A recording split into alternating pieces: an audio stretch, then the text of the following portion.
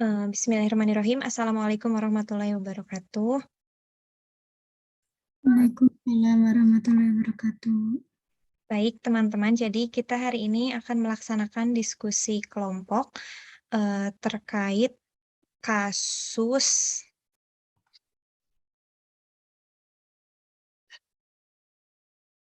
pernapasan dan pencernaan ya.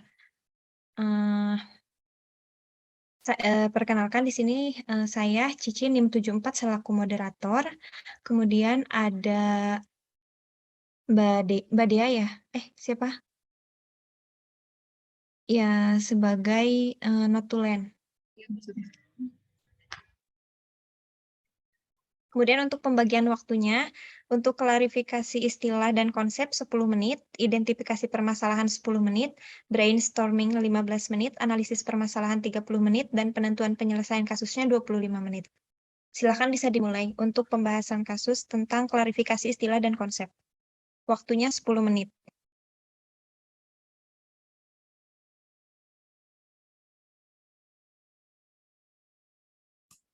Share screen boleh nggak? Bentar.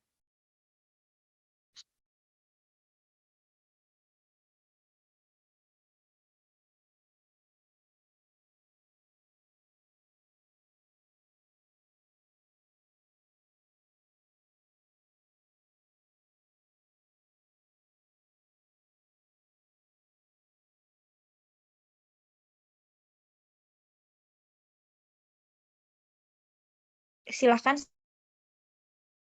saya share screen.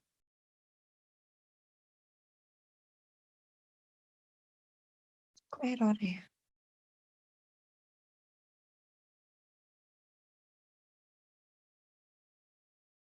Kelihatan nggak ya? Kelihatan kok.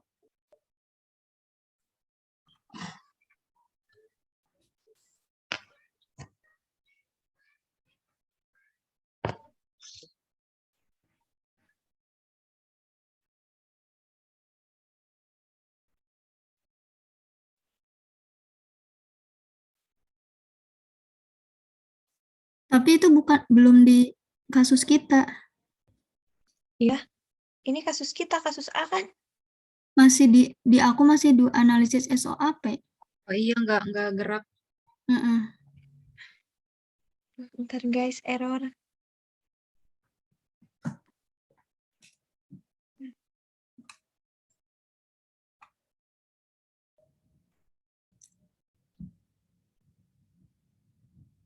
Maaf teman-teman, saya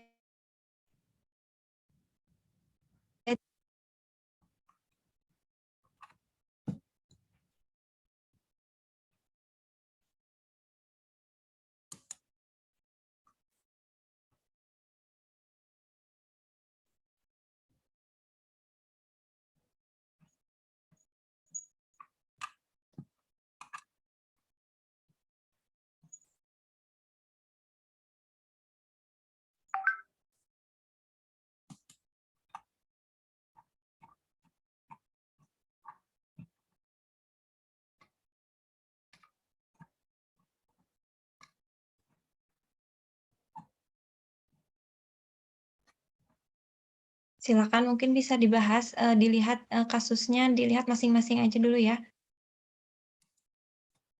Ini waktunya udah berjalan 3 menit.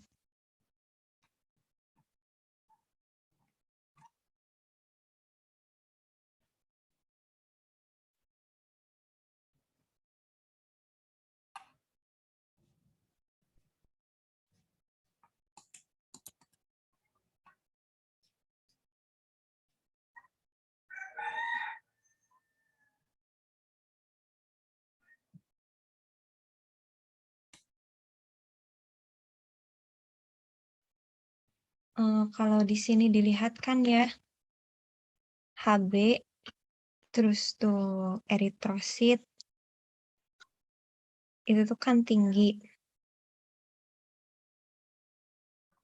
Kemungkinan, kalau dari yang saya baca di AHA Jurnal itu tuh kan penyebabnya dari CHF-nya sendiri.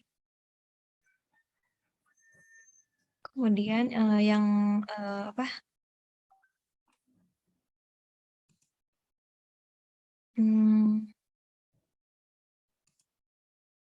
yang mengkategorikan pasien ini masuk CHF juga berdasarkan ronsen toraknya kan ada kardiomegali mild ya.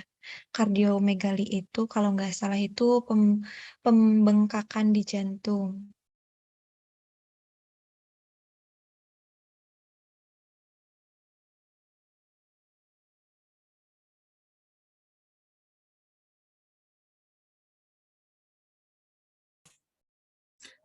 Izin bertanya kalau mild-nya tuh itu gimana sih maksudnya? Kan itu cardiomegaly mild kan? Saya Cici Wahyunining 74 izin menanggapi. Sebenarnya, saya sendiri belum itu ya, Mbak, belum terlalu, menggali terlalu dalam. Tapi, sebenarnya untuk penetapan CHF-nya sendiri itu dilihat berdasarkan, apa sih, ada data yang ejeksi, apa ya, yang, jadinya tuh ada gangguan di ventrikel kiri jantungnya.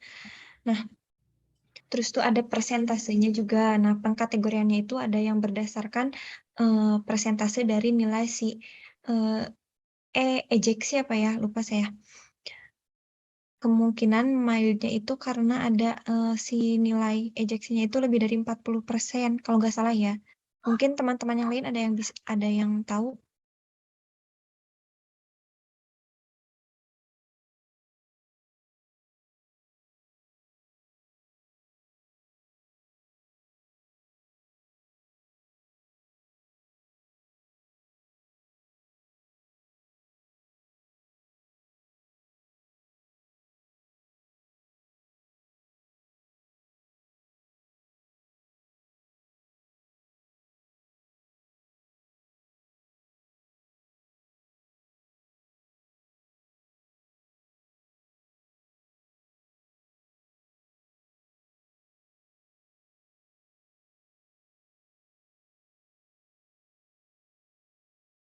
Waktunya tinggal 4 menit lagi.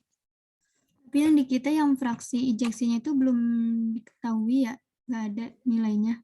Nah, itu fraksi fraksi ejeksi ya.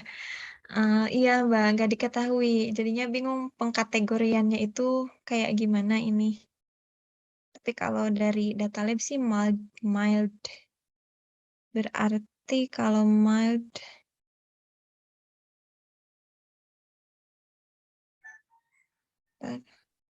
mana lagi? Normalnya tuh ini ya 55% nilai FE-nya itu.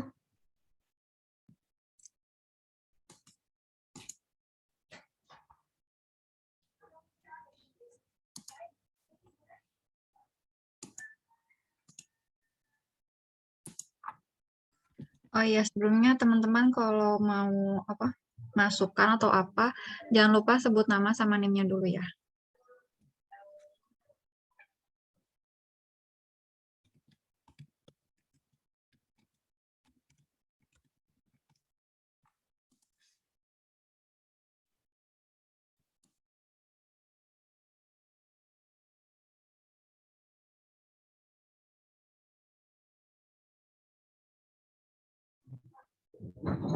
Saya Nisa, NIM 073, izin bertanya. Jadi kan tadi disebutin HB-nya rendah ya, sama eritrositnya rendah. Nah, itu tuh berarti dikasih terapi atau gimana ya? Perlu nggak sih dikasih terapi atau gimana? Saya Cici NIM 74, izin menanggapi. Kalau berdasarkan pedoman tata laksana gagal jantung per doski sih, itu kan masuknya anemia ya, Mbak. Harus ditelusuri dulu penyebabnya, kemudian nanti bisa dipertimbangkan terapinya juga sih. Cuman untuk pengkategorian jenis anemianya kita kan nggak tahu ya apa, MCV atau MCHC-nya berapa. Jadi, eee, gimana ya, mungkin kemungkinan sih bisa tercover kalau misalkan CHF, kan penyebabnya itu dari dari jantungnya juga ya, dari CHF-nya juga. Jadi kalau misalkan si CHF-nya bisa teratasi, kemungkinan, anemianya juga mungkin bisa tercover. Tapi, mungkin nanti bisa dicari terapinya. Saya Linda, NIM 072 izin bertanya. Itu tuh turunnya banyak apa enggak sih eritrosit sama HB-nya itu? Kalau HB kan di bawah 11 ya kalau untuk wanita tuh, kalau nggak salah ya.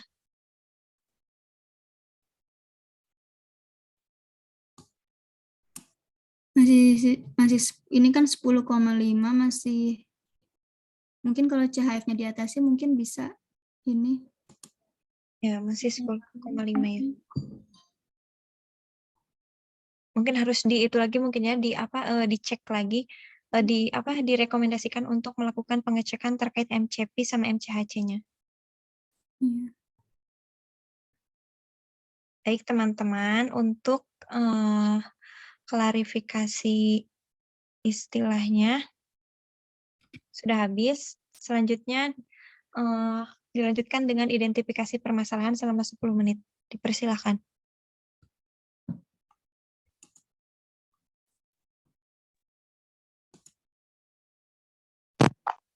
Apakah suara saya terdengar? Kecil. Putus-putus. Apakah masih kecil? Nah, udah agak itu jelas. Saya Prita Krisanti, NIM 075, ingin menanyakan, mungkin teman-teman ada yang tahu untuk jari kaki yang sakit pada pasiennya itu karena apa? Kalau dilihat dari asam uratnya kan 6,1, itu apakah termasuk dalam rentangnya tentang normal dari asam urat?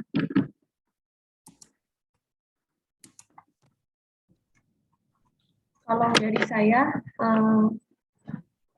duganya sih karena asam uratnya, tapi belum tahu pasti.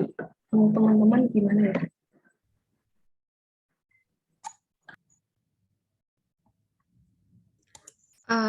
Saya Nawang NIM 070.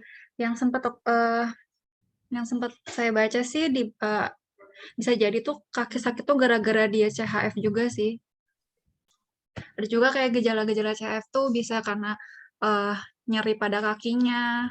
Tapi ini masih belum terlalu yakin siapa emang karena asam uratnya tadi atau emang karena CHF-nya. Cuma emang salah satu gejala CHF bisa karena nyeri kaki juga bisa gitu. NIM 072 izin bertanya, kalau leher cengang dan kaku itu apa gejala dari CHF juga?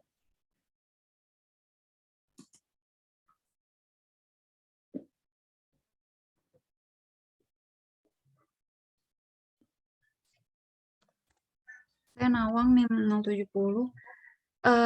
Ya kalau nggak salah kayak nyeri di bagian leher, terus kaku gitu, karena hipertensi juga nggak sih? Kalau nggak salah bisa jadi salah satu tanda hipertensi, kayak pusing juga mungkin tanda hipertensi juga. Karena kan pasiennya punya riwayat dan tekanan darahnya juga cukup tinggi, itu 140. Jadi bisa emang karena hipertensinya gitu.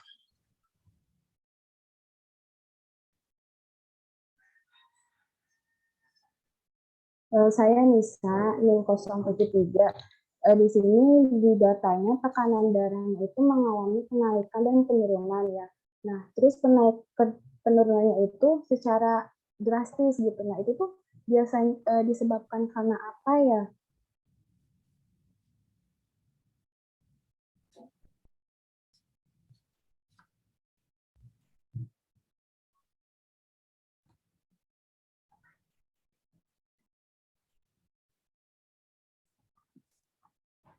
Saya Cici Wahyuni NIM 74, izin menanggapi.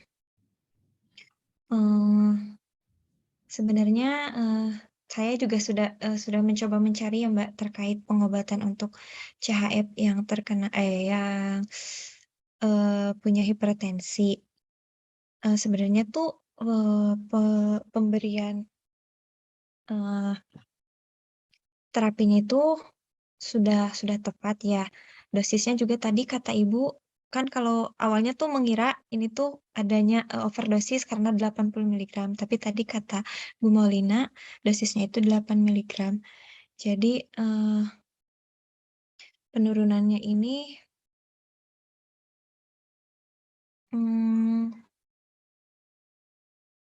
mungkin karena apa ya?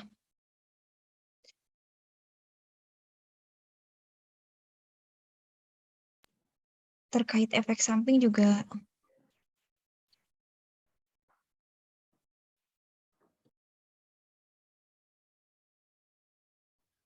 Kalau saya Nisa nih 073, kalau ya izin bertanya kembali ya. Jadi 102 ini termasuk kategori rendah ya. Kalau dari CHF-nya sendiri apakah ada tekanan darah khusus untuk penyakitnya atau emang secara umumnya?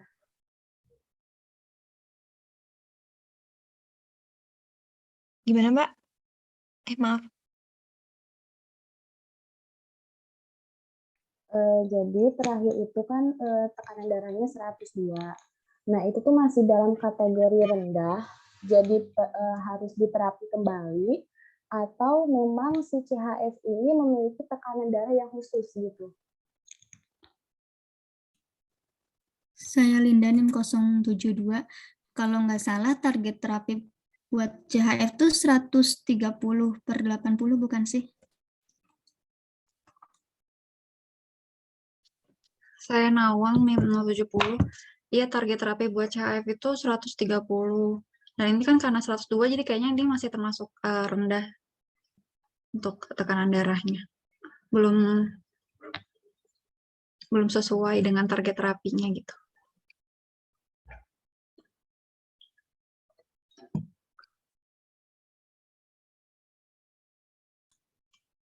Saya Linda NIM 072. Tapi untuk terapi CHF-nya apakah sudah tepat itu menggunakan kandesartan apa belum ya? Saya Cici Wahyuni NIM 74 izin menanggapi untuk terapi CHF yang hipertensi sebenarnya bisa pakai kandesartan karena kandesartan ini golongan ARB. Nah, untuk kombinasi terapinya sendiri kalau di Perdoski dan di AH itu menggunakan kombinasi ARB atau ACI ditambah MRA.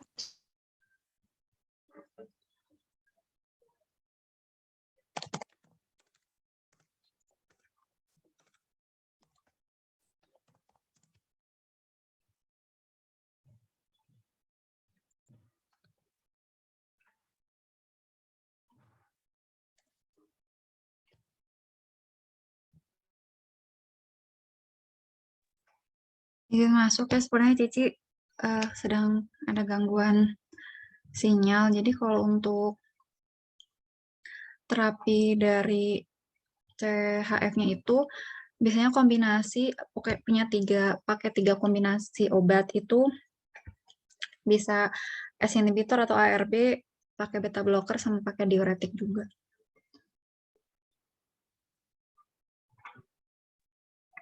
Bisa.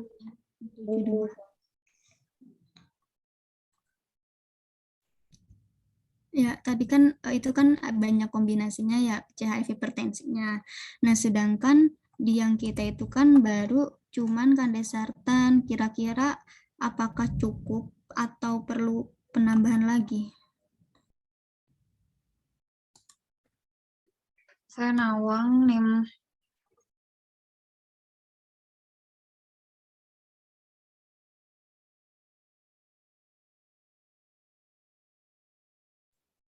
Maaf, pulang ke mute.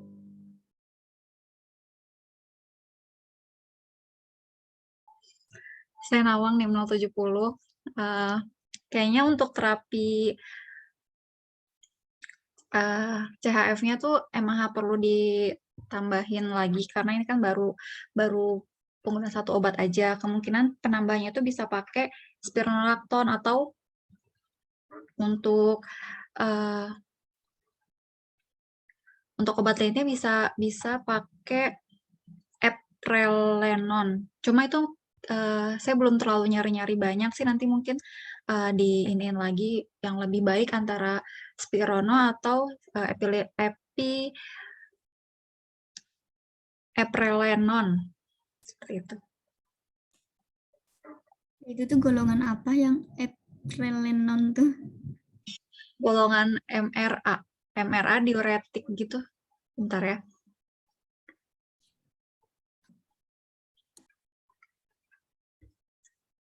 Mineralok corticoid reseptor antagonis. Nah, itu bisa digunakan untuk heart failure juga gitu.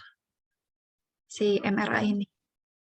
Dan darah yang Q1 yang bertanya, berarti itu penyebab yang tekanan darah yang naik turun itu belum diketahui ya? Nah, iya belum diketahui, mungkin efek samping obat-obatannya ada yang udah bisa karena penurunan itu apa? Tekanan darah ada yang udah dapat belum. Kalau aku tadi tuh nyari obat, bentar aku lupa. Ini bukan. Kalau misalnya itu tuh karena apa? CHF-nya tadi berpengaruh nggak sih ke tekanan darahnya? Misal kayak terapinya itu kan tadi kurang ya, misal kayak tadi yang Wulan bilang yang harusnya tuh ditambah sama obat apa gitu, sedangkan dia tuh baru terapi kandasatan doang, terus karena itu jadi tekanan darahnya naik turun kayak gitu, bisa nggak ya? Mungkin nggak sih kalau kayak gitu? Kalau menurutku kayaknya justru kalau misalkan terapinya kurang tuh tekanan darahnya malah jadi lebih tinggi nggak sih? Soalnya kan ini hipertensi juga. Kayaknya bisa jadi malah tambah tinggi sih kalau misalkan terapinya nggak tepat gitu obat-obatnya. Cuma ini karena dia malah jadi penurunan, itu kemungkinan sih bukan karena obatnya kurang, tapi bisa jadi karena efek samping obat-obatan yang digunainnya. Nah, itu tuh aku tadi sempet nyari, cuma aku lupa obat apa ya namanya ya. Ada yang ingat nggak ya teman-teman? Saya Evita Trisati. Sepertinya tadi karena salmeteronnya ya, obat untuk mengatasi asma. Karena dia sama-sama menghambat beta 2 blocker. Jadi cara kerjanya sama dengan si kandasatan. Salmeterol itu berarti yang diskusnya ya? Apa Mbak? Salmeterol yang diskus itu kan? Iya Mbak.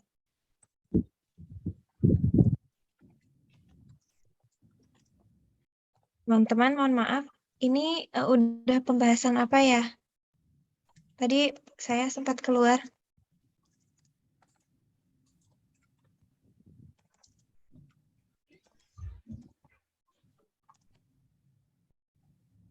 Tadi identifikasi masalah.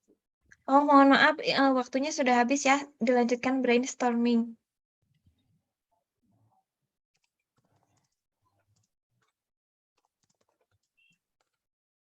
Mungkin di sini saya Evita Trisati 075 menjelaskan sedikit patofis dari bronkitis yang saya tahu ya, karena belum banyak harinya. Evita, maaf suaranya kok putus-putus ya? Gak jelas. Jelas nggak? Sekarang udah jelas. Oke, sorry. Jadi saya mau menjelaskan patofis dari bronkitis akut, bronkitisnya, tetapi mungkin belum terlalu mendalami karena baru mencari tahu. Jadi setahu saya patofisiologinya itu ini terjadi karena peradangan pada bronkus sekundernya, karena pemicunya itu banyak ya, karena infeksi virus atau alergi atau polutan dan lain-lainnya. Dan peradangan dinding bronkus ini dapat menyebabkan penebalan mukosa dan terjadinya diskuamsi sel epitel dan terjadinya denudasi membran basal. Kadang-kadang infeksi ini pada saluran pernafasan dapat menyebabkan terjadinya infeksi saluran pernafasan bawah atau PPOK yang akan menyebabkan bronkitis kronisnya. Setahu saya untuk patofisiologi dari bronkitis seperti itu.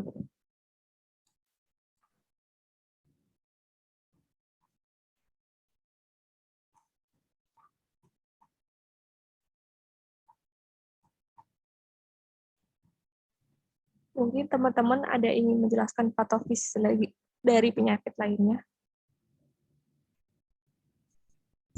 Saya di edaran yang 71 mau jelasin patofisiologi asma, tapi yang secara garis besarnya aja. Jadi dia itu proses inflamasi dan hiperaktivitas saluran nafas yang menyebabkan obstruksi jalan nafas, kerusakan epitel saluran nafas, gangguan saraf otonom, dan adanya perubahan pada otot polus bronkus yang berperan pada proses hiperaktivitas saluran nafas. Nah, peningkatan reaktivitas saluran nafas ini terjadi karena adanya inflamasi yang mengakibatkan dinding saluran nafas yang melibatkan dinding saluran nafas sehingga aliran udara menjadi terbatas dan bisa kembali normal ketika diberi terapi pengobatan. Nah, hiperaktivitas tersebut biasanya terjadi sebagai respon dari pemicu seperti alergen dan lain-lain.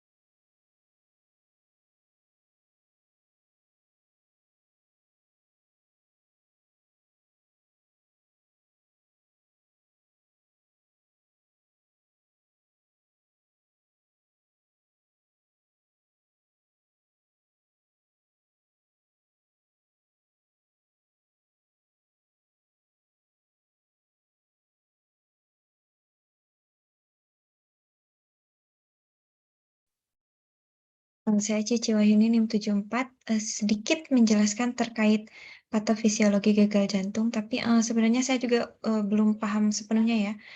Dari yang saya baca itu, pasien gagal jantung itu karena adanya disfungsi diastolik ventrikel kiri.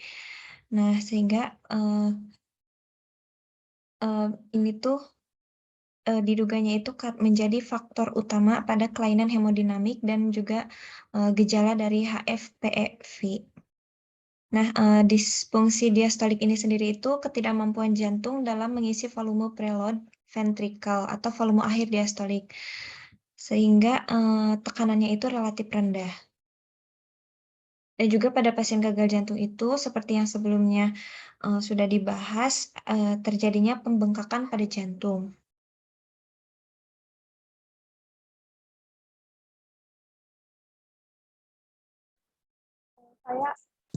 Saya Evita Krisani, NIM 075, izin menanyakan, berarti si kardiomegalinya itu tanda-tanda dari CHF-nya ya?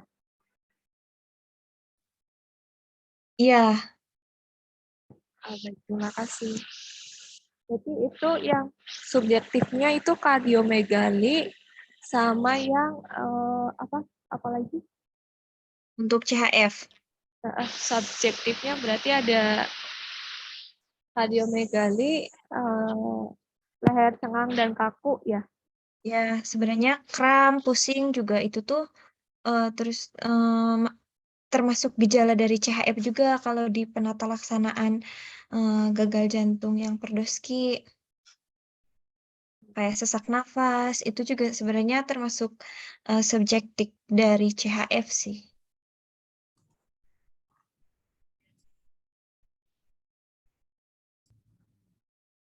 Atau ada pendapat lain? Silakan.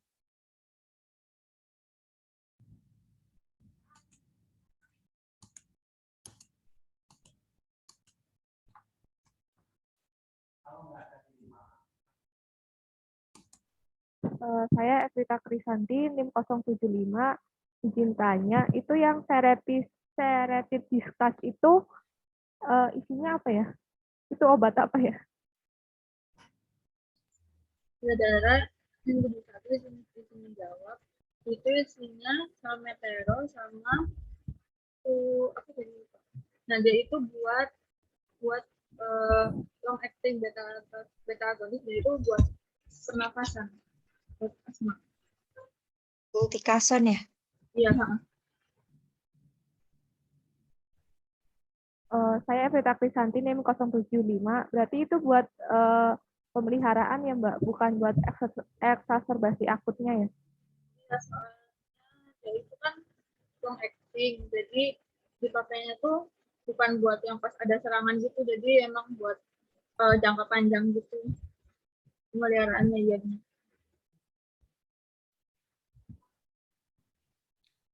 Saya Linda NIM 072, berarti kemungkinan itu asmanya tuh udah ke kronis ya. Soalnya kan dia udah dikasih seretid diskus itu kan bukan terapi jangka pendek kan ya? Iya, kalau dari gejalanya dia dan 71, kalau dari gejalanya sesuai dari Dupiro juga itu termasuknya asma kronik.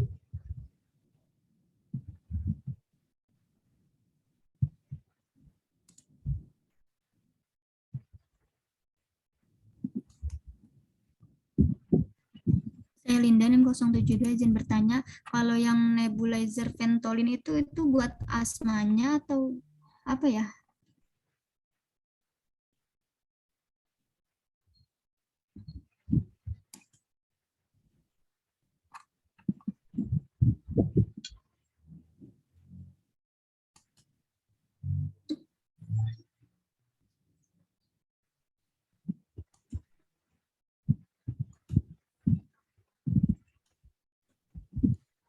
Saya Evita Krisanti, NIM 075 menjawab, setahu saya Ventolin itu emang untuk asma,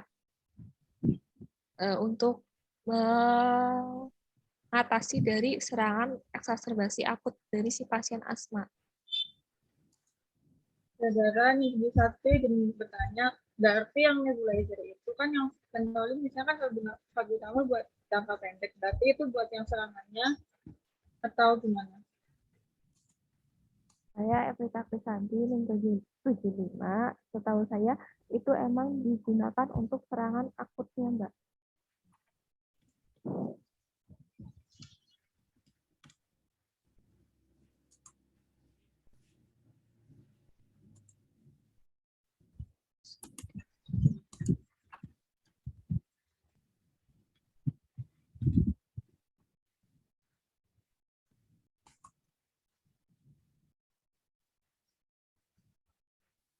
Waktunya tinggal 4 menit lagi ya teman-teman.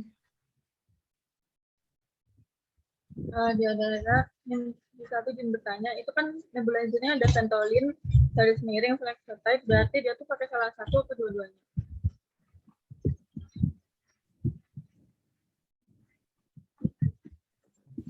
Saya Evita Krisanti, NIM 075, izin menjawab, itu dalam satu sediaan, Mbak. Jadi udah nyampur jadi satu, gitu, Mbak. Soalnya kalau yang aku cari itu, kan Flexotide itu kandungannya ada fluticasone, sedangkan Seretid diskus juga ada fluticasonnya.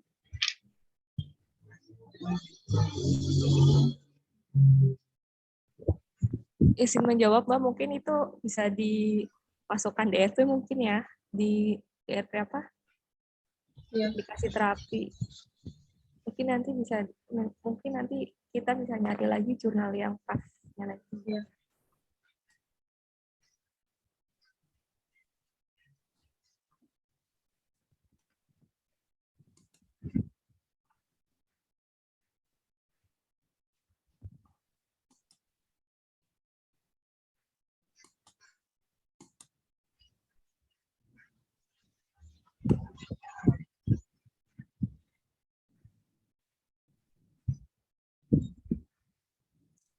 Saya Linda NIM 072, izin bertanya, apakah untuk alprazolamnya itu dipakai? Soalnya kan alprazolam buat ngatasin yang sulit tidurnya itu ya. Nah, mungkin dia sulit tidurnya kan karena batuk ya. Apakah tetap digunain apa gimana? Saya Nisa NIM 073. Jadi alprazolam ini termasuk golongan benzodiazepin. Nah, di tata laksananya CHF, jadi salah satu penyebab kurang tidur juga itu karena CHF-nya juga, CHF sama hipertensi kan. Nah, penggunaan alprazolam itu kan dapat mengatasi gangguan kecemasan. Dalam hipertensi itu bisa menggunakan itu. Kemudian untuk CHF-nya juga itu bisa menggunakan benzodiazepin. Itu.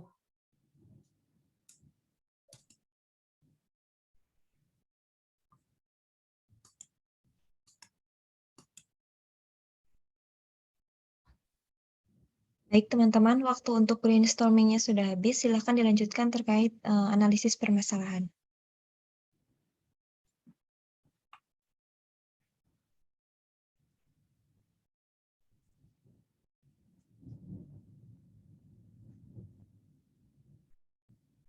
Kalau berdasarkan hasil, saya Cici Wahyuni NIM 74, kalau berdasarkan hasil diskusi tadi berarti kan permasalahan dari pasien ini yang pertama kan dari hasil diagnosis ada hipertensi, asma, insomnia, sama pasien juga ada riwayat penyakit CHF. Kemudian di sini permasalahan yang pertama pasiennya itu udah mendapatkan obat hipertensi tapi tekanan ya udah obat hipertensi, namun pada penurunan tekanan darahnya itu terjadi secara apa ya drastis gitu ya penurunannya. Kemudian ada permasalahan selanjutnya tadi yang terkait nebulizer Ventolin sama Flexotid ya. Berarti pemilihannya apakah pakai Ventolin atau Flexotid. Kemudian untuk sedatif diskasnya berarti tetap dikasih, Mbak? Jadi izin menjawab. Jadi tuh kalau yang sedatif itu kan salmeterol ya kandungannya. Nah, yang aku baca itu, yaitu ada caution kayak perhatian khusus buat pasien yang punya riwayat penyakit jantung, soalnya dia tuh bisa menyebabkan takikardi. Nah, cuman aku nggak tahu apakah salmeterolnya itu mau diganti aja apa diturunin dosisnya gitu, apa cuma monitoring aja gitu. Kira-kira kalau menurut kalian gimana?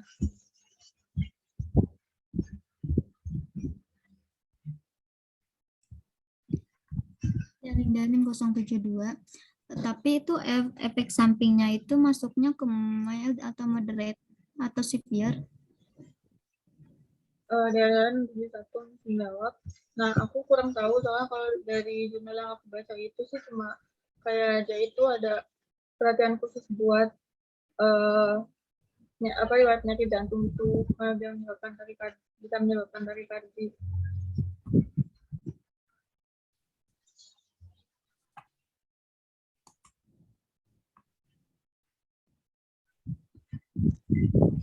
Saya Prita Krisanti, NIM 075, izin menanggapi, mungkin dicari lagi di drugs.com apa di Medscape gitu ya, berapa keparahan dari efek sampingnya, karena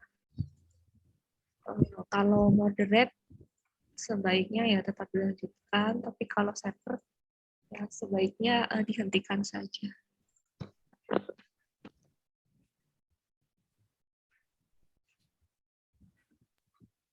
Saya Cici Wahyuni NIM 74, dihentikan atau diganti dengan lama yang lain? Sebenarnya perlu nggak sih ini tuh buat long acting-nya? Dan di satu izin menjawab, kalau dilihat dari gejalanya kan dia asma kronis. Terus karena udah sempat dikasih ini apa salmeterol yang jangka panjang, terus dia juga ada serangan akut juga. Jadi menurut aku emang perlu buat pemeliharaan jangka panjangnya gitu loh. Cuman buat pemeliharaan itu aku juga bingung perlu tetap pakai salmeterol atau yang lain. Soalnya kalau di yang lain, aku juga nemu jurnalnya dan itu bisa diganti pakai golongan anticholinergic. Cuman itu tadi aku belum tahu yang apa sih yang efek samping tadinya itu dia itu harus diganti apa enggak gitu doang sih. Paling perlu dicarinya yang itu.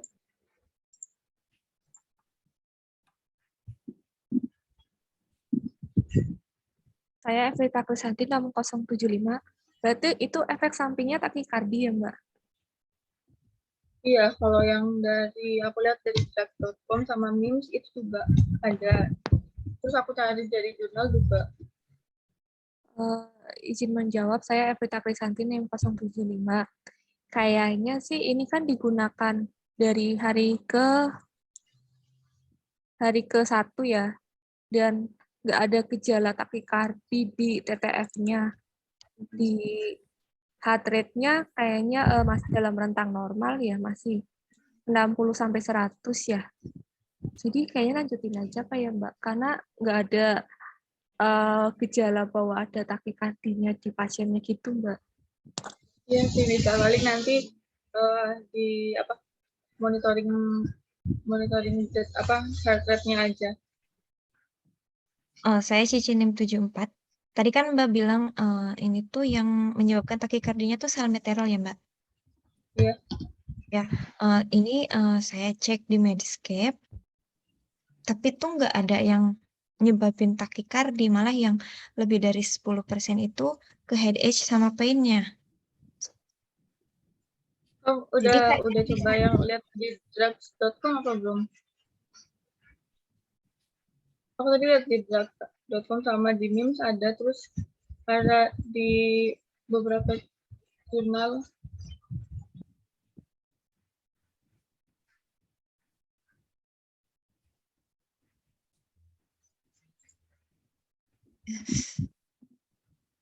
sebentar saya sambil ngecek di DIH sebentar ya. Evita-Krisanti 6075.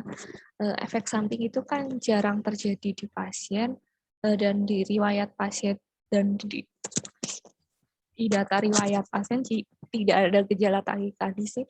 Kalau menurut saya lanjutin saja sih kalau misalnya pertimbangannya efek samping. Tapi kalau mungkin ada pertimbangan lain yang urgent harus diganti, mungkin diganti saja. Saya nih Cici 674 juga mikirnya kayak gitu sih. Kalau berdasarkan TTV kan masih normal ya. Jadi kayaknya dilanjut aja deh. Ya. Saya Linda 072. Tadi tuh isinya salmeterol ya, si apa tuh seret itu. Ini aku lihat di Medscape, dia malah nyebabin bronkitis tapi 7%.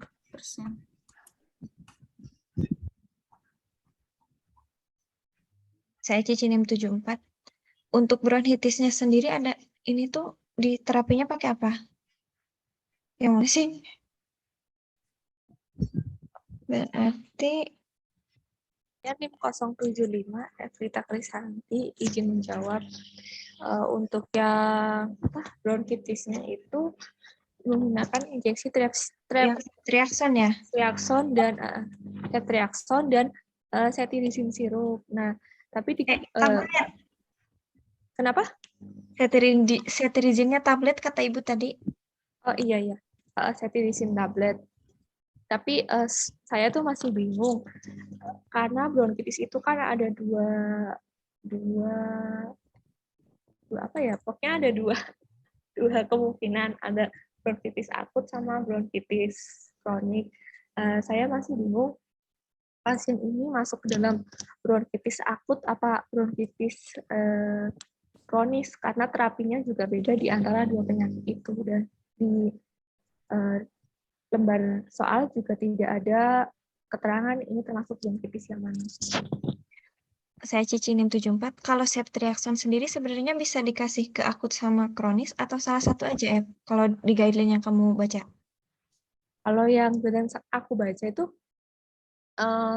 ceftriaxone tuh malah aku belum tahu sih ya, kayaknya tuh dibuat di kronis, tapi kalau buat di akut itu menggunakan golongan makrolida. Mungkin Mbak Linda bisa bantu jawab. Aku lupa apa aja tadi. Yang antibiotiknya itu tadi itu bentar. Bisa pakai erythromycin atau doxycycline. Kalau yang akut. Tapi kita juga bingung, maksudnya tuh ini masuknya ke kategori akut atau kronis. Kalau misalnya dari tanda-tandanya yang biasanya gitu, kalau kronis kan, kalau akut kan biasanya karena virus kayak gitu kan.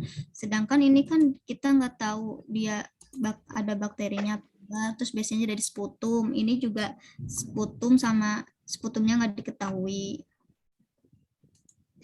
Saya Cici, NIM 74 izin menanggapi. Kalau di sini kan sebelumnya ya Mbak, pasiennya itu riwayat penyakitnya itu hanya hipertensi sama CHF dan baru didiagnosis bronkitis itu setelah di ronsen toraks pada tanggal yang tanggal 21 ini. Jadi bisa nggak sih kalau kayak gitu karena baru didiagnosis masuknya akut? Kalau berdasarkan waktu gitu, bisa nggak sih? Ya, aku juga mikirnya gitu. Kalau misalnya kronis itu biasanya dia udah lebih dari 3 bulan, sedangkan ini kan baru. Jadi aku mikirnya juga kayak gitu. Apa karena ini masuknya ke akut kayak gitu. Ya mungkin nanti dicarinya ciri-ciri penetapan akut tuh kayak apa sih? Kalau berdasarkan waktu boleh nggak? Kalau misalkan boleh berarti ya ini pasiennya masuknya bronkitis akut nggak sih? Karena baru didiagnosisnya itu setelah masuk rumah sakit. Sebelumnya kan nggak ada riwayat ya. Ya, Tapi nggak. emang CHF itu emang CHF menyebabkan bronkitis. Tapi baru terdiagnosisnya itu setelah dia masuk rumah sakit kan. Jadi kemungkinan sih akut kalau menurutku ya, tapi nggak tahu. Saya Linda yang 072. Mungkin buat saat ini yang bronkitisnya cuman bisa diterapi dulu, baru pakai, kan tadi kata ibu tuh batuk kering ya. Batuk itu berdahak. Iya, batuk berdahak. Nah, mungkin bisa diterapinya buat batuknya doang, batuk berdahaknya aja. Saya Evrita Krisanti izin menjawab untuk masalah antibiotik buat siapa? Buat bronkitisnya. Kalau berdasarkan akut tuh sebaiknya tidak menggunakan antibiotik gitu. Jadi cuma buat demamnya atau batuknya doang, nggak dikasih antibiotik. Tapi misalnya ada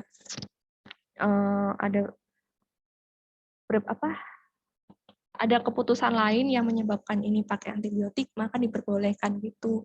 Terus untuk masalah akut sama kronisnya juga masih bingung karena saya baca di Dipiro akut kronisnya itu dihitung sejak berapa lama dia batuknya. Jadi kalau dia batuk cuma 3 minggu itu masuknya ke akut. Cuma kalau dia batuknya di atas 3 minggu itu dia masuknya batuk kronis. Nah ini tidak ada data batuknya itu sudah berapa lama. Jadi mungkin kita asumsikan bahwa itu adalah batuk akut.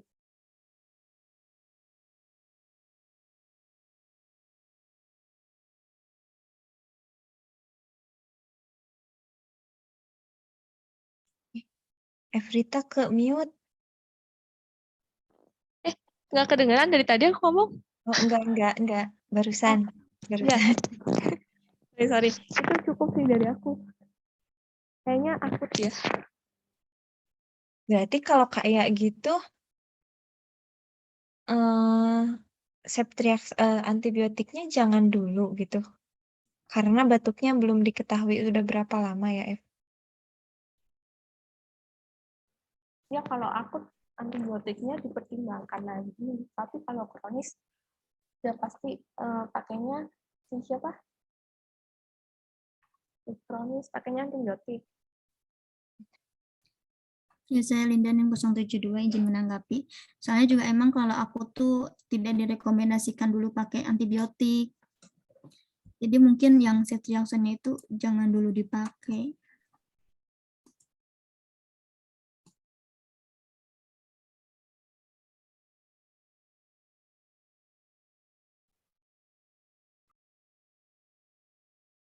Saya Cicimil 74 dari data lab juga ya, tidak ada menunjukkan adanya infeksi atau apapun ya.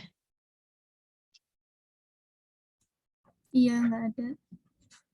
Terus mungkin obat apanya tuh cetirizine-nya itu antihistaminnya kayaknya nggak digunain ya, F. Maaf Mbak, kenapa? Sorry. Eh, tadi yang cetirizine-nya itu jadinya digunain apa enggak ya? Saya Evrita Krisanti, NIM 075. Dari jurnal yang saya baca sih tadi tidak ada bukti kuat bahwa si antihistamin ini dapat menyembuhkan si bronkitis akutnya, Mbak. Mungkin saya nanti cari lagi apakah antihistamin ini dapat digunakan, Mbak. Untuk sementara dari jurnal yang saya baca seperti itu, Mbak.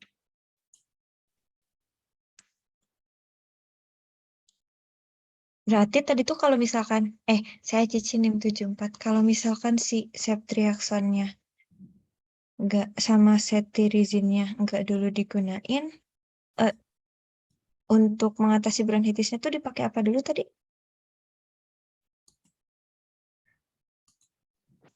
Nah, saya izin menjawab untuk menggunakan untuk batuknya itu batuk berdahak yaitu ekspektorat. Oh iya, berarti ke batuknya ya? Iya. Kalau gejalanya untuk bronkitis akut, tapi mungkin ada jurnal lain yang menggunakan antibiotik. Sebenarnya bisa aja untuk antibiotik bronkitis akutnya, cuma belum ada bukti kuat. Jurnalnya saya belum nemu. Oh ya maaf Dek, saya izin masuk ya. Coba saya mau lihat cara penggunaan obat, yang tabel penggunaan obatnya dari kasus awal. Kayaknya saya mau ralat sedikit, itu ada penggunaan yang Flaxotide Ventolin. Ini kasus A kan ya? Coba Iya, Ibu. ditampilkan. Kasus A yang penggunaan obat.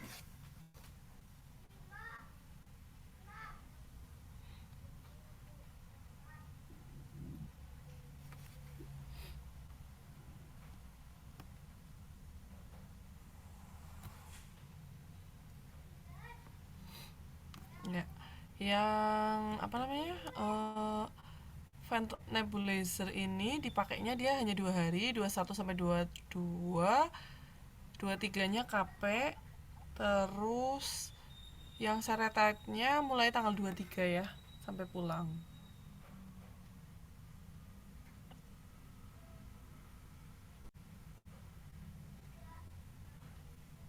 Ya gitu aja deh, mau ralat itu aja. Jangan lupa ya kan desartanya saya ganti ini 1x8 sama cetirizine 2 tablet ya, pakainya bukan sirup. Ada yang mau ditanyakan tentang ini selain ralatan saya? Ibu izin bertanya, Ya gimana? terkait batuknya sendiri ini tuh kan tidak ada Batuk sudah berdahak. Karena ada bronkitis ya, lebih ke batuk berdahaknya.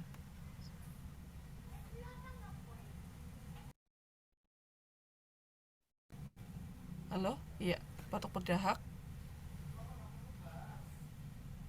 untuk waktunya Bu, tidak ada ya Bu? Udah berapa lama batuknya gitu? Tidak ada. Tidak ada di catatan riwayat pasien sebelumnya, nggak ada.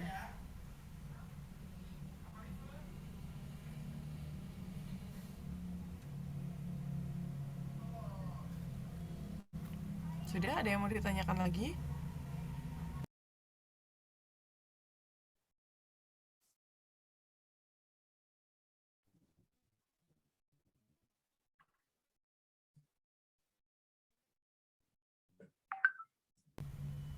Ya, silakan dilanjut. Baik Ibu.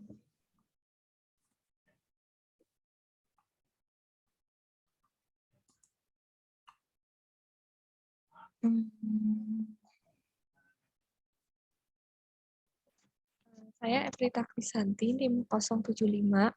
Izin bertanya kepada teman-teman untuk injeksi omeprazol dan lansoprazolnya ini kira-kira digunakan kira-kira digunakan untuk apa ya? Karena sepertinya di riwayat dan diagnosa tidak ada riwayat penyakit lambungnya.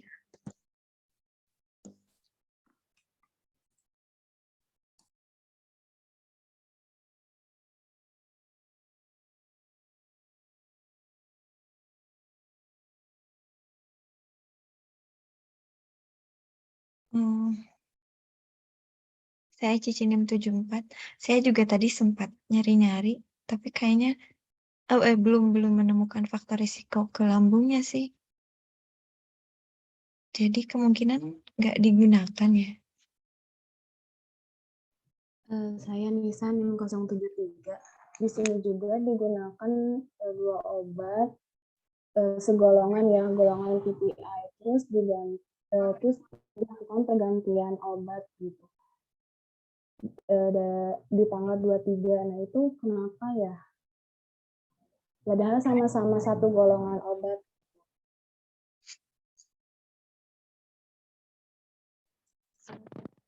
Santi 075 itu menjawab berdasarkan pengalaman ya, bukan karena jurnal, karena saya juga belum nemu jurnalnya.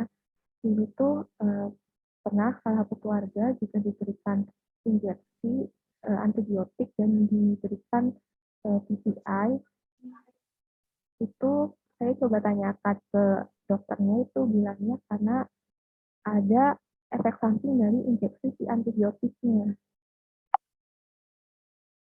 Oh, kalau gitu berarti emang omeprazol sama lansoprazol dikasih karena pasiennya dapat ceftriaxone ya. Kalau misalkan nanti ceftriaxone-nya jadi dihentikan, berarti omeprazol lansoprazolnya juga nggak perlu dikasih berarti ya? Nah, itu saya masih bingung. Itu setiap injeksi antibiotik atau bukan? Karena waktu itu juga saya nggak tanya antibiotiknya antibiotik apa. Mungkin nanti tak cari lagi. Untuk sementara dugaan sih karena efek samping dari si ceftriaxone-nya. Coba mungkin bisa, sebentar saya cek dulu deh. Moderator, saya epitaksisamin 075 izin untuk keluar sebentar. Kayak wah.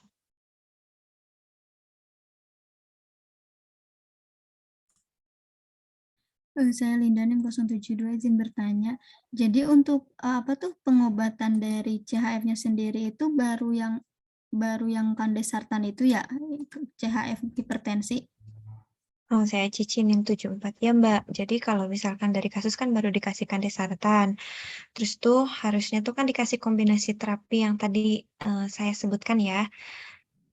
Tapi kalau misalkan dilihat dari data rekamedik, dikasih kandesartan aja, penurunannya tuh drastis. Dan si diastoliknya itu kan tidak tertangani ya. Jadi kemungkinan sih si kandesartannya diganti dengan golongan lain. Kalau berdasarkan patofis kan tadi saya menyebutkan adanya disfungsi dari diastoliknya ya. Terus tuh di rekam medis si diastolik pasiennya juga masih tidak teratasi juga. Gimana ya? Ada yang mau bantu? Jawab, Bulan. Oh, berarti kemungkinan ganti obat atau ditambah itu tuh? Diganti dengan kombinasi yang lain. Maksudnya tuh, iya, di kandesartannya mungkin diganti dengan bisa dengan ACI lagi atau bisa ARNI. Untuk kombinasi lainnya tetap pakai beta blocker sama MRA, mineral kortikoid. Diuretik mineral kortikoid. Ya, Tapi itu pasti ya, Mbak. Coba Lan. Mau nambahin juga, nah kalau misalkan diganti kan pakai, aku baca di jurnal mah itu ada yang lebih efektif, itu pakai furosemid. Furosemid itu lebih golongan yang spironolakton itu lebih efektif katanya buat CHF-nya. Cuma kalau misalkan kita si kandesartannya ternyata malah bikin penurunan yang parah gitu kan, udah pasti belum sih Ci, itu sebenarnya bisa gara-gara si itunya gitu ada misalnya gara-gara obat kandesatannya dia bisa kelainan tadi apa si diastolnya itu bisa sampai drastis banget nurunnya. Nah, kurang tahu sih aku. Aku belum nyari lebih dalam sih ya. Tapi kalau misalkan dilihat di rekam medisnya, si diastoliknya emang malah tambah buruk gitu loh, Lan. Apa karena kurang pengobatannya ya? Kan harusnya tuh dikombinasi 3 obat. Tapi di sini pasiennya baru mendapatkan 1. Kan CHF itu kombinasi, untuk CHF sendiri itu tuh pakai kombinasi obat yang 3 tadi kan? Nah, aku tuh bingungnya kalau misalkan dia emang karena kekurangan obat tuh, si diastolnya malah jadi rendah banget, apa malah jadi tinggi banget. Soalnya sistolnya tuh dia tinggi banget kan, 150 hari keduanya. Hari kedua ya kalau nggak salah ya, 150. Iya, hari ketiga. Nah, ya sedangkan si diastolnya malah jadi turun banget. Aku tuh belum tahu nih terapi targetnya itu tuh buat yang emang karena diastolnya apa karena si sistolnya. Soalnya emang targetnya tuh 130/80. Berarti emang harus naikin si diastolnya sama Diastolnya. nurunin. Gimana ya? Cuma ya itu dia kalau misalkan kita pakai ganti misalkan si kandesartannya pakai spironolakton misalkan. Belum ada bukti ilmiah gitu. Bener nggak sih si kandesartannya bisa nurunin sistolnya gitu? Iya sih. Gimana? Iya, Saya nanti FPK, 5 menit lagi. oke. Saya FPK Krisanti, NIM 075, izin menanggapi. Kalau dari segi obat kayaknya kan susah ya, maksudnya dari kandesatan juga udah bener itu buat CHF-nya, terus dosisnya udah bener ya, Ci? Udah benar kalau 8 mg. Mungkin kalau saya sih dugaannya efek samping ya, karena dari obatnya udah bener sesuai guideline. Mungkin sih Efek efek samping samping obat mana nih? yang buat asma, ada yang salmeterol kan ya? Ya ada.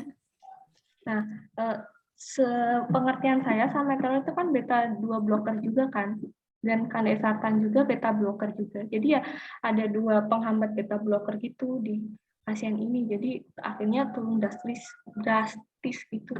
Dugaan saya. Kalau misalnya cuma karena efek samping obat, menurut saya nggak usah diganti sih, karena untuk penilaian efektivitasnya kan siapa tahu sih kandesatannya itu efektif, cuma gara-gara efek sampingnya obat aja dari jadinya kayak gitu. Tadi kata Ibu yang seret itu digunainnya tanggal berapa sih?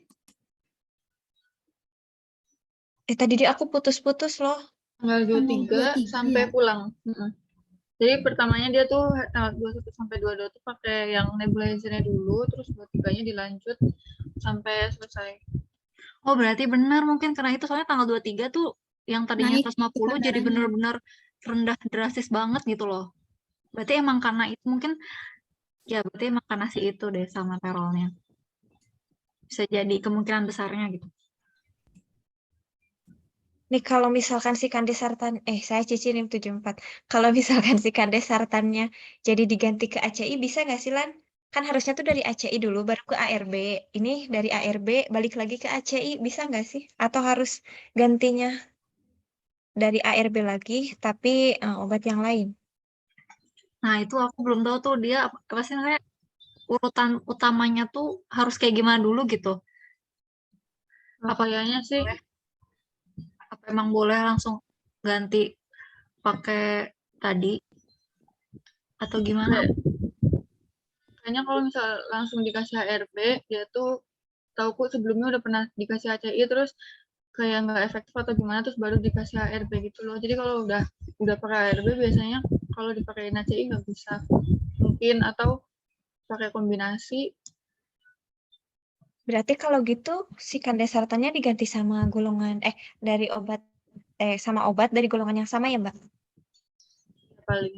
Cuman aku juga belum nyari tahu banget itu. Coba nanti paling kita cek lagi beratnya. Kalau misalkan si kandesar tadi diganti sama golongan yang sama misalkan, aku tuh baca di jurnal dia ada yang lebih bagus tuh Losartan kalau nggak salah. Ntar aku cek. Losartan. Teman-teman 2 menit lagi untuk analisis permasalahannya. Nanti dilanjutkan ke penentuan penyelesaian kasus. Silakan dilanjutkan saja, sama aja. Tadi ganti Lindan yang 072. Tadi ganti apa? Losartan. Valsartan. Pal.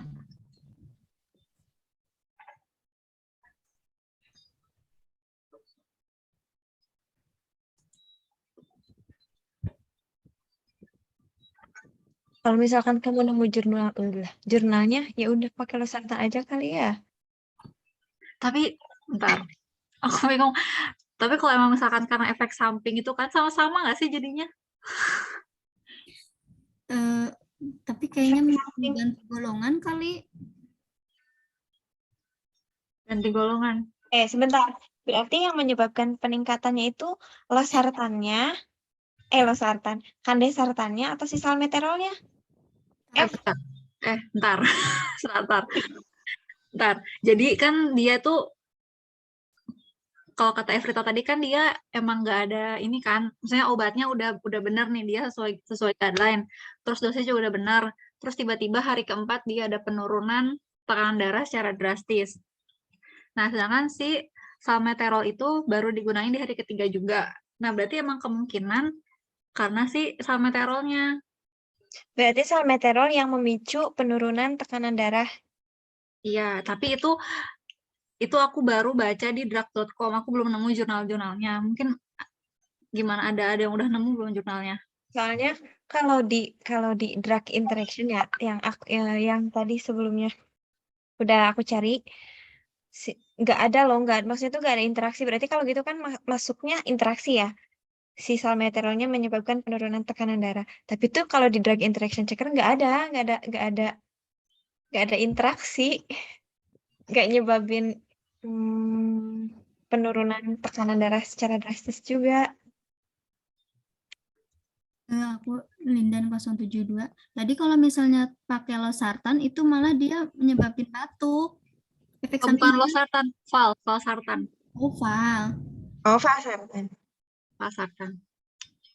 Izin menjawab, karena si antibiotik, si antihipertensinya sama si obat apa tuh? Obat asmanya itu kayaknya satu mekanisme gitu, sama-sama di reseptor apa gitu, akhirnya dia sama-sama turun.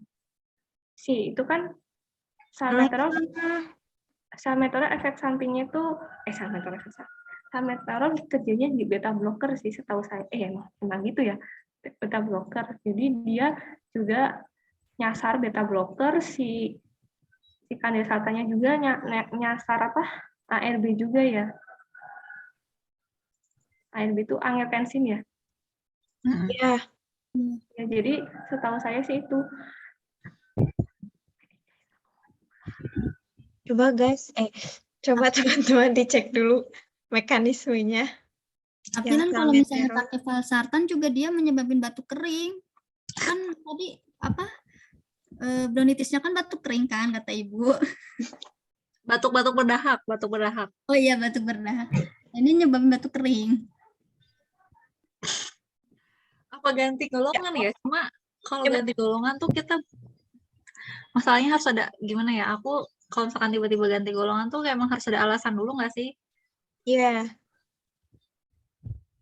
Sebentar Mbak Linda, saya Cici 674. Berarti kalau pakai valsartan jadi batuknya jadi batuk kering. Teratasi nggak sih kalau kayak gitu? Enggak ya? Kan kita kan bronkitisnya batuk berdahak, masa nanti kita ya tapi kan efek samping juga kan nggak tentu itu kan nggak tentu ada, cuman ya kayak takut aja nanti kalah memperparah bronkitisnya.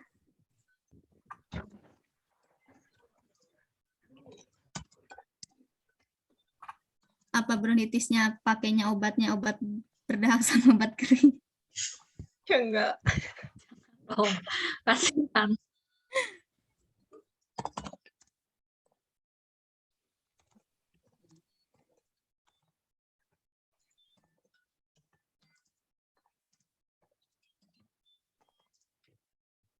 agonis beta 2. Terus juga valsartan ini nyebabin hipotensi, meskipun cuma 2%. Hipo.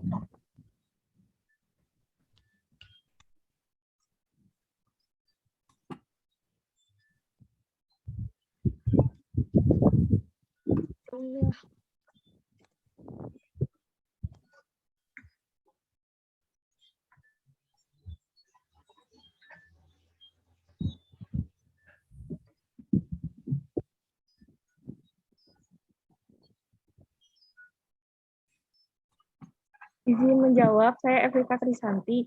Setahu saya itu beta blocker itu ada yang selektif gitu. Jadi cuma menghambat beta blocker 2, enggak menghambat beta blocker semua. Mungkin bisa jadi pertimbangan beta blocker selektifnya buat hipertensinya. Sel Lindanin 072. Tapi biasanya tuh kalau misalnya dia gagal jantung pakainya itu yang bisoprolol itu ya, bisoprolol itu apa sih, selektif atau non selektif sih? Tadi katanya, saya cicilin tuh. Bisoprolol katanya menyebabkan asma. Oh, bisoprolol menyebabkan asma. Saya Evita Krisanti isi menjawab, iya emang menyebabkan asma karena dia bukan beta blocker selektif. Jadi semua beta blocker dihambat semua, sedangkan ada obat, saya lupa obat apa, ada yang beta blocker selektif gitu. Jadi cuma buat buat darah tingginya aja.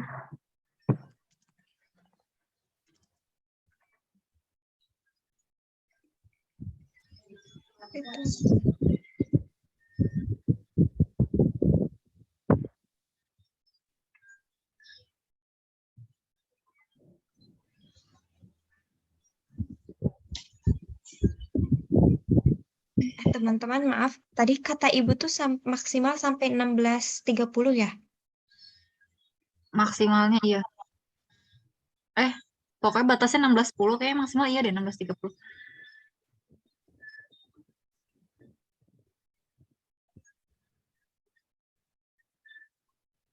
Oh, nyambi itu ya, nyambi menetapkan yang untuk CHF-nya, berarti kita dapat DRP-nya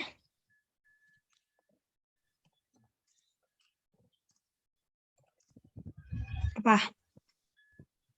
Omep. Yang tadi ceftriaxone jadinya nggak dulu F. Ya, nggak dulu dipakai. Sampai mana diskusinya, Dek? Sedang nentuin DRP, Bu. Oh ya, segera diselesaikan ya, sudah jam 4 lebih. Ya, nanti kan untuk pengumpulan SOAP-nya sampai jam 6 sore ya. Ya, silahkan mengerjakannya sendiri-sendiri. Kalau bisa kan tadi sudah mulai dibahas nih. Boleh satu kelompok itu beda-beda. Yang penting nanti kalau pas laporan akhir aja sih yang harus sama, pendapatnya sudah sama gitu. Ya. Baik, Ibu. Baik, Bu. Nanti langsung live meeting room aja. Ya udah, gitu saja ya dari saya ya. Baik, Ibu. Ya, Ibu, baik. Terima kasih, Bu. Sama. Baik, teman-teman, ini berarti diakhiri saja ya, karena waktunya sudah habis.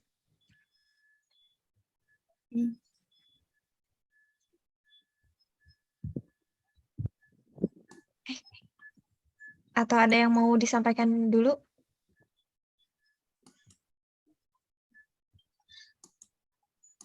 Nanya dong tadi jadinya yang anemia tuh, jadinya anemia apa enggak? Belum terbahas. Banyak banget yang belum ada jalan. Belum ada ini titiknya di mana ini. Iya, ya udahlah ya. Jadi karena waktunya sudah habis, diskusi kali ini kita tutup.